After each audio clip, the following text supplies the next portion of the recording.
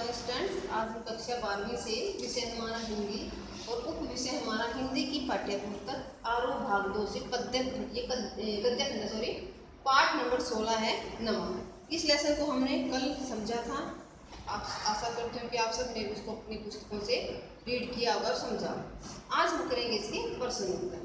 सबसे पहले हमारा प्रश्न नंबर 1 है, सफिया के भाई ने नमक की पुड़िया को ले जाने से क्यों मना कर दिया? ले जाने से क्यों मना कर दिया? क्योंकि वो भी कस्टम अधिकारी था।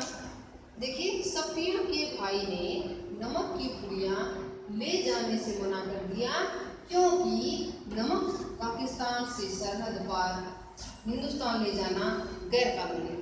क्योंकि जो भारत पाकिस्तान का विभाजन हो चुका था कि नमक को एक सरहद से दूसरी सरहद में लेके जाना ये गैर कानूनी था, इसलिए उसने उसको मना कर दिया। फिर उसे वह नमक लेकर जहाँ से जाना था वहाँ कस्टम अधिकारी उसे पकड़ लेते, क्योंकि जहाँ से उसको जाना था वहाँ पर चेकिंग होती थी, कस्टम अधिकारी वहाँ पर चेकिंग करते थे, जिसे सफिया के साथ साथ उसकी तथा उसके परिवार की भी बेइज्जती हो जाती है। क्योंकि उसका जो सफिया का भाई था वो भी कस्टम अधिकारी था। अगर वो नमक को लेकर चल जाती वहाँ से तो वहाँ पर उसकी चेकिंग में पकड़ी जाती और उसके परिवार की बेइज्जती हो जाती। प्रश्न नंबर 2, नमक की पुड़िया ले जाने के संबंध में सफिया के मन में क्या द्वंद्व यानी कि उतार चढ़ाव था। एक बार चाहती थी कि लेके जाऊं, एक बार सोचती थी कि ना लेके जाऊं। सफिया को सुबह ही पाकिस्तान से रवाना होना था, इसलिए उसे सामान को रात में ही पैक करना था। सारी चीजें समेटकर सूटकेस को बिस्तरबंद में बांध दी थी। बिस्तर में बांधी थी, केवल कीनों की टोकरी और नमक की पुड़िया रह गई थी। क्योंकि वो सोच रही थी कि जो नमक की पुड़िया है उसको वो कैसे लेकर जाए। एक बार तो उसके दिमाग में आया कि जो कीनों की टोकरी है क्यों ना मैं उसके अंदर छुपा दूँ। फिर दूसरे एक बार उसको ख्याल आया कि अगर इसको चेक किया गया, अगर इसको छिपाया हुआ मिला तो उसको वहाँ पर पकड़ लिया जाएगा और उसको सजा भी हो सकती है। जब उसने न लेके जाने की सोची तभी उसको जो शेख बीबी का ख्याल आया, जो उसे अपनी माँ की समान मानती थी, कि शेख बीबी ने इतने प्यार से इतनी आशा के साथ उसको कहा था कि भी लाहौर से नमक लेके जाना। अगर ना लेके गई तो शेख बीबी उसके बारे में क्या सोचेंगी या उनके दिल पर क्या गुजरेगी। तो इसलिए जो सफिया थी उसके मन में द्वंद्व था कि वो नमक को की जो पुड़िया थी उसको लाहौर से लेके जाए कि ना लेकर जाए। देखिए दोबारा से प्रश्न नंबर 2 कि नमक की पुड़िया ले जाने के संबंध में सफिया के मन में क्या द्वंद्व था। सफिया को सुबह ही पाकिस्तान से रवाना होना था, इसलिए उसे रात को सामान की पैकिंग करनी थी। सारी चीज़ें समेटकर सूटकेस और बिस्तरबंद में बांध दी गई, केवल कीनों की टोकरी तथा नमक की पुड़िया रह गई थी। वह सोच रही थी कि नमक की पुड़िया को वह कैसे ले जाएगी।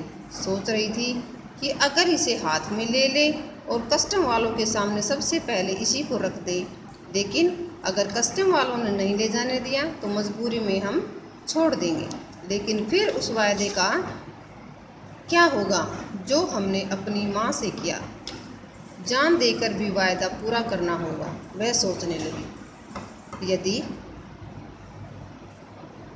इस पुड़िया को किनुओं की टोकरी में रख लिया जाए तो इतने किनुओं के ढेर में भला इसे कौन देख पाएगा, और अगर देख लिया।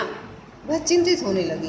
दूसरे ही क्षण वह सोचने लगी, नहीं, फलों की टोकरियां तो आते समय भी किसी की नहीं देखी जा रही थी। हिंदुस्तान से केले तथा पाकिस्तान से कीनू सब ऐसे ही ले जा रहे थे।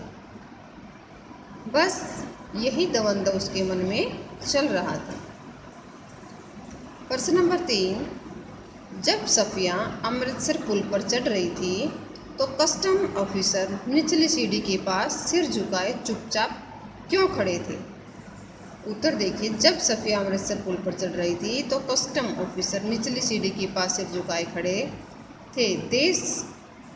देशों का चाहे राजनीतिक बंटवारा हो चुका है, पर लोगों के मन में अभी भी अपनेपन का भाव है।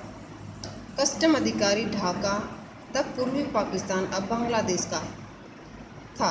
वह भी भारत से अलग देश का था, भले ही वह यहाँ नौकरी कर रहा था।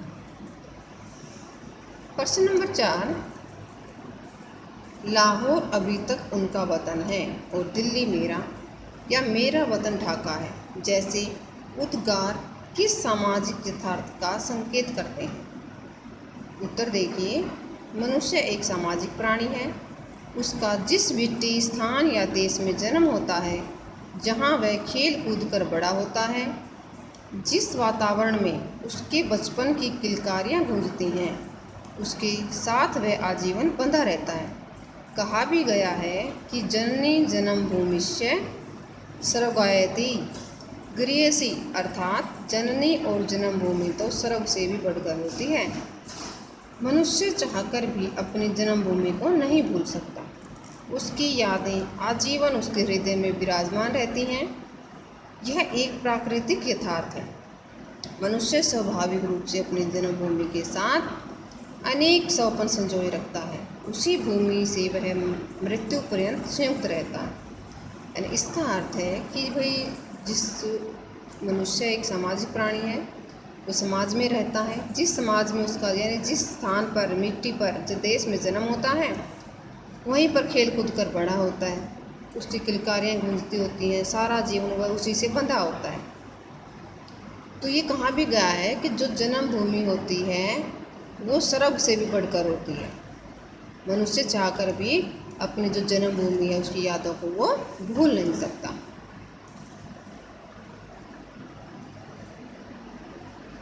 प्रश्न नंबर 5, नमक ले जाने के बारे में सफिया के मन में उठे द्वंद्वों के आधार पर उसकी चारित्रिक विशेषताओं को स्पष्ट करना है। सबसे पहले तो भाई कि जो सफिया है वो एक प्रखर वक्ता है।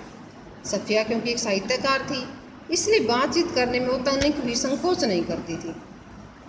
नमक ले जाने के बारे में जब उसका भाई बार बार उसे समझाकर हार मान जाता और कहता है कि अब आपसे बहस कौन कर सकता है, तो इस प्रकार जो सफिया के जो प्रखर वक्ता है वो उभर कर सामने आया। अब आगे है निडर। जो सफिया है वो निडर है। उसके भाई बार बार उसको कस्टम अधिकारियों के बारे में बातें करके डराता है, लेकिन वो उससे डरती नहीं। दूसरा है साहित्यकार। सफिया एक श्रेष्ठ साहित्यकार थी। उसका साहित्यकार होना उसके भाई की संवादों के सामने उसको आने नहीं देता, और आखिर में उसका भाई है जो उसके संवादों से वो हार मान लेता है। उसके बाद है ईमानदार। सफिया एक ईमानदार नारी है। जब भी उसको नमक की पुड़िया लेकर जानी होती है तो वो नमक की पुड़िया को छुपा कर नहीं बल्कि सीधे दिखा कर लेकर जाना चाहती है। उसकी बात है इंसानियत से भरपूर। सफिया एक ऐसी इंसान है जिसमें इंसानियत का गुण कूट कूट कर भरा है।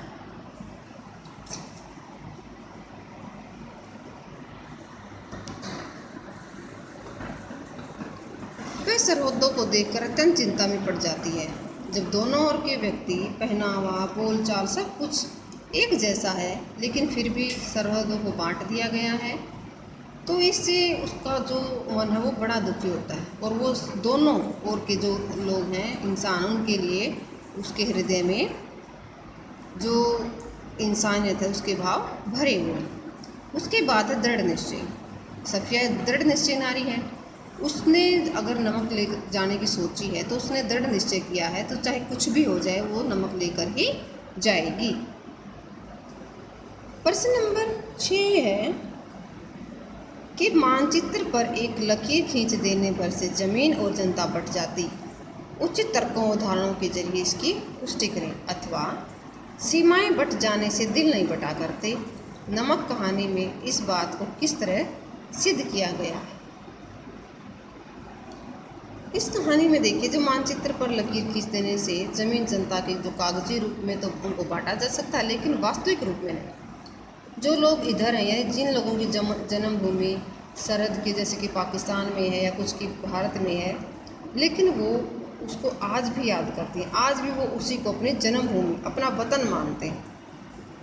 इस जो पाठ में हमने, कहानी में हमने देखा कि भी जो पाकिस्तान का कस्टम अधिकारी है वो दिल्ली को अपना वतन मानता है, और जो अमृतसर में जो कस्टम अधिकारी मिलता है सफिया को, वो ढाका को अपना वतन मानता है। तो इन सब बातों से पता चलता है कि सीमाएं बंट जाने से दिल नहीं बंटते। उसके बाद है प्रश्न नंबर 7। नमक कहानी में भारत और पाक की जनता के आरोपित भेदभावों के बीच मोहब्बत का नमकीन स्वाद घुला हुआ है, कैसे? क्योंकि जो कहानी में लेखक ने भारत पाकिस्तान के विभाजन से जो जहाँ विस्थापन की समस्या को उसमें चित्रण किया है, यानी जो विभाजन की समस्या थी उसको यहाँ पर दिखाया है कि लोग जो इधर उधर वो बट गए हैं, सरहदें बन गई, उनके बीच में सीमाएं खींच दी गई हैं, लेकिन लोग अपनी जन्मभूमि को आज भी अपनी यादों में संजोए हुए हैं। एक दूसरे के प्रति उनके अंदर जो संवेदनाएं हैं वो जागृत हो जाती हैं। इस कहानी में भी लेखिका के द्वारा जब उसको गैर कानूनी नमक ले जाने से कस्टम अधिकारी उसे रोकते हैं और नमक को पकड़ भी लेते हैं, लेकिन आपसी मोहब्बत के कारण वो उसे नमक ले जाने की इजाज़त भी दे देते हैं।